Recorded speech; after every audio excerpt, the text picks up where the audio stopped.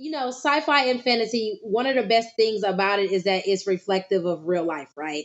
And the real life, political and social challenges and themes and conversations going on, around us. And yes, to an extent, I did sit down to write the blood trials to dissect and examine and have a discussion about those real life political and social challenges. Like I wanted to dissect misogyny, I wanted to dissect racism, I wanted to dissect what it looks like when you literally take child soldiers and indoctrinate them from very young and raise them up, and the trauma and the violence that is being visited upon them. I also wanted to examine what it looks like for, I guess, people who serve a country and who love a country, but they're not necessarily reflected by the majority of the country, if that makes sense, and they're not necessarily wholly loved Yep. back.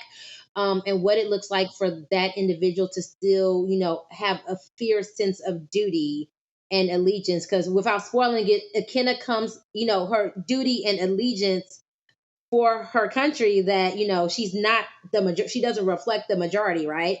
It comes to a head in the book where she has to figure out, do I make a decision that backs my allegiance to my country, or do I make a decision that potentially casts me as like a traitor? And I feel like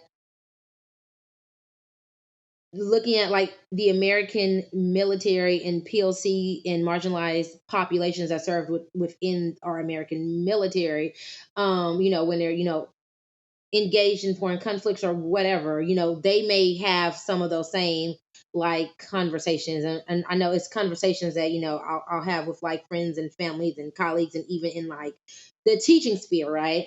Hmm. So that's the esoteric answer, right? That's like the scholarly It's answer. great. Art is reflective of real life. And so I definitely sat down to everything that I thought of with the relationships between the world and the military and the Kenna.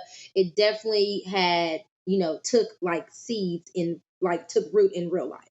But also the blunt truth answer is a lot of it just developed organically without me intentionally saying I want to hit, X, Y, and Z and make sure I talk about this within the novel. To be completely honest, I sat down and was like, I just want to write a badass, fierce heroine